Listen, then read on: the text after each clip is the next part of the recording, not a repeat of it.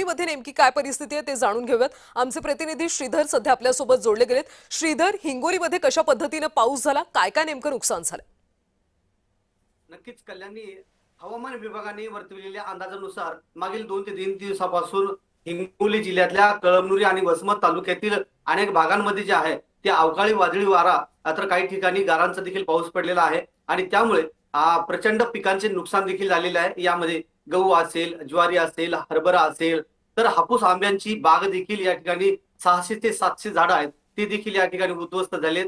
तर रात्री देखील मध्यरात्री अवकाळी वारा आला आणि अनेक भागांमध्ये केळीचे झाडं जे आहेत ते जमीनदोस्त झालेले आहेत।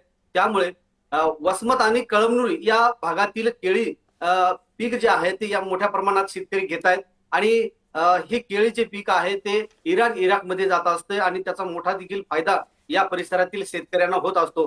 परंतु युद्धजन्य परिस्थिती निर्माण झाल्यामुळे अनेक शेतकऱ्यांची देखील मोठ्या प्रमाणात हाल होत आहेत। त्यांची केळी जाग्यावरच पिवळी होत आहेत, सडून जात आहेत, म्हणून त्यांचा माल देखील कोणी नेत नाहीत। व्यापारी 200 ते 300 रुपये क्विंटल भाव या ठिकाणी मागतायत। त्यामुळे परिसरातील हिंगोली जिल्ह्यातल्या अनेक शेतकरी जे आहेत ते आता संकटात सापडलेले आहेत। हं. कल्याणी, श्रीधर, खरं तर तिथल्या प्रशासनानं काही पाहणी केली आहे का? त्यांनी काही माहिती दिली आहे का की काय नेमकं नुकसान झालं? शेतकऱ्यांकडून प्रचंड प्रमाणात मागणी होत आहे की सरकारने प्रशासनाने शेतीच्या बांधावर येऊन काही ठिकाणी पंचनामे करून नुकसान भरपाई द्यावी।